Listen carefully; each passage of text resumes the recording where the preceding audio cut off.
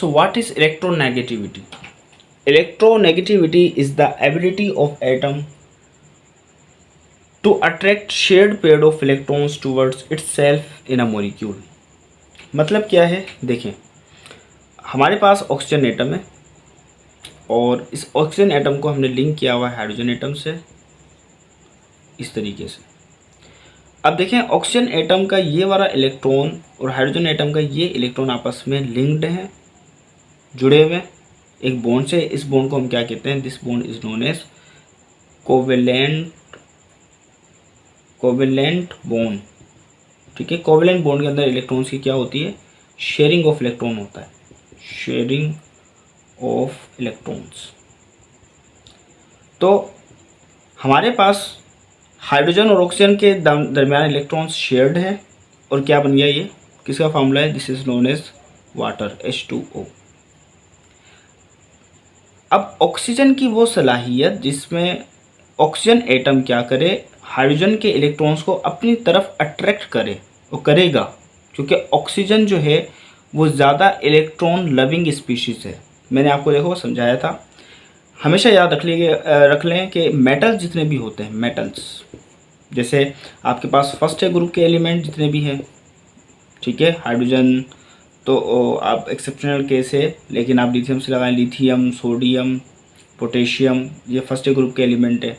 और सेकंड ए ग्रुप के एलिमेंट है, ठीक है, सेकंड ए ग्रुप के एलिमेंट, फर्स्ट ए ग्रुप के एलिमेंट और सेकंड ए ग्रुप के एलिमेंट, ये और थर्ड ए ग्रुप के भी कुछ एलिमेंट क्या हैं? They are known as, they are metallic nature. ये मेटेलिक नेचर के ये मेटल्स हैं और जितने भी मेटल्स होते हैं वो क्या करते हैं? वो इलेक्ट्रॉन को लूज़ करने की सलाहियत रखते हैं। पीरियोडिक टेबल के अंदर आपके पास जो ट्रांजिशन एलिमेंट्स हैं, दरमियान वाले जो एलिमेंट्स हैं, ग्रुप बी के जो एलिमेंट्स हैं, वो भी मेटल्स हैं। और इन तमाम मेटल्स की सलाहियत क्या होती है कि वो इलेक्ट्रॉन्स लूज़ करते हैं ड्यूरिंग रिएक्शन। जब भी रिएक्शन होता है तो वो इलेक्ट्रॉन लूज़ करने की सलाहियत रखते हैं। जबकि जितने भी नॉन मेटल्स होते हैं, अब वो एक्सट्रीम राइट पर आप चले जाएं, कौन कौन से हैं? वो आपके पास 6A ग्रुप और 7th ग्रुप, ठीक है। 6A ग्रुप और 7th ग्रुप के जो एलिमेंट हैं, जैसे 6A ग्रुप का फर्स्ट एलिमेंट आपके पास क्या है? ये है ऑक्सीजन, और फ्लोरीन का, और 7th ग्रुप का फर्स्ट एलिमेंट है फ्लोरीन। सो ऑक्सीजन भी क्या है? ये नॉन मेटल है। और जितने भी नॉन मेटल्स होते हैं उनकी सलाहियत ये होती है कि वो इलेक्ट्रॉन को लूज़ नहीं करते बल्कि इलेक्ट्रॉन गेन करने की सलाहियत रखते हैं। या किसी भी रिएक्शन के अंदर अगर ये किसी भी एटम के साथ, मॉलिक्यूल के अंदर किसी भी एटम के साथ जुड़े हुए हैं तो उस दूसरे एटम के इलेक्ट्रॉन को अपनी तरफ अट्रैक्ट करेंगे, खींचेंगे, क्योंकि इनको इलेक्ट्रॉन्स की नीड है, क्योंकि इनके पास न्यूक्लियस की फोर्स ऑफ अट्रैक्शन ज़्यादा है। ये वह भी हमने पिछले लेक्चर में भी बात की थी। तो यहाँ आप देखें, हाइड्रोजन जो है इतना ज़्यादा इलेक्ट्रॉन को अट्रैक्ट नहीं करेगा जितना ऑक्सीजन करेगा। तो ऑक्सीजन क्या करेगा? हाइड्रोजन के इलेक्ट्रॉन को अपनी तरफ शिफ्ट करने की कोशिश करेगा, अट्रैक्ट करने की कोशिश करेगा। इसके नतीजे में ऑक्सीजन एटम को हम क्या कहेंगे? This is known as electronegative element, कि भाई ऑक्सीजन जो है इलेक्ट्रोनेगेटिव एलिमेंट है। और ये सलाहियत ऑक्सीजन की जिसमें ये अट्रैक्ट कर रहा है इलेक्ट्रॉन्स को अपनी तरफ, इस एबिलिटी को कहेंगे इलेक्ट्रोनेगेटिविटी। तो मतलब क्या? Simple, electronegativity is the ability of atom to attract shared pair of electron. Electron आपस में शेयर्ड हैं, एक मॉलिक्यूल के अंदर है, और ऑक्सीजन अपनी तरफ इलेक्ट्रॉन्स को अट्रैक्ट कर रही है। ऑक्सीजन की ये सलाहियत क्या कहलाएगी? इलेक्ट्रोनेगेटिविटी। तो जितने भी आपके नॉन मेटल्स हैं वो सारे के सारे इलेक्ट्रोनेगेटिव होते हैं, ठीक है, इलेक्ट्रॉन लविंग होते हैं, इलेक्ट्रॉन को अट्रैक्ट करते हैं। जबकि जितने भी मेटल्स होते हैं वो इलेक्ट्रॉन को लूज करने की सलाहियत रखते हैं, ठीक है। इलेक्ट्रोनेगेटिव का अपोजिट होता है इलेक्ट्रोपॉजिटिव। तो हम मेटल्स को क्या कहेंगे? हम मेटल को कहेंगे इलेक्ट्रोपॉजिटिव, कि भाई जितने भी मेटल्स हैं वो इलेक्ट्रोपॉजिटिव है, वो इलेक्ट्रॉन लूज करने की सलाहियत रखते हैं। क्लियर हो गया? ये तो कॉन्सेप्ट था आपके पास इलेक्ट्रोनेगेटिविटी का। सो अब हम देखते हैं कि अलोंग द पीरियड और अलोंग द ग्रुप इसका क्या ट्रेंड है।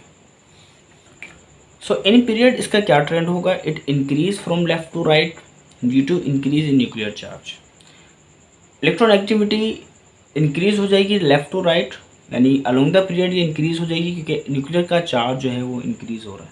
न्यूक्लियर का चार्ज यानी न्यूक्लियस के अंदर प्रोटॉन्स की तादाद बहुत ज़्यादा हो रही है, जिसकी वजह से इलेक्ट्रॉन्स जो है ज़्यादा अट्रैक्शन चाहिए होगी, यानी न्यूक्लियस ओवरऑल न्यूक्लियस के पास ज़्यादा फोर्स ऑफ अट्रैक्शन होगी, तो इलेक्ट्रॉन्स की ये अपने इलेक्ट्रॉन्स को भी अपनी जानिब अट्रैक्ट करेंगे, लेकिन बाहर वाला अगर कोई दूसरा इलेक्ट्रॉन भी आता है तो उसको भी अपनी तरफ अट्रैक्ट करने की सलाहियत पैदा हो जाएगी इनके अंदर, क्योंकि न्यूक्लियर चार्ज में इजाफा हो गया।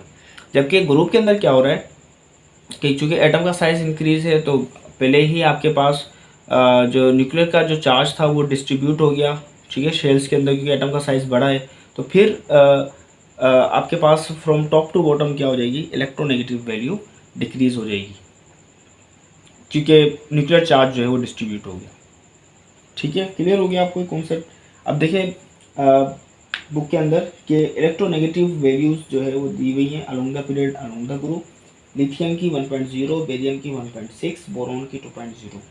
अब देखिए along the period second period की ये बात हो रही है, और सेकंड पीरियड के अंदर इलेक्ट्रोनेगेटिव वैल्यूज़ जो है वो आपको इंक्रीज़ होती हुई नज़र आ रही है।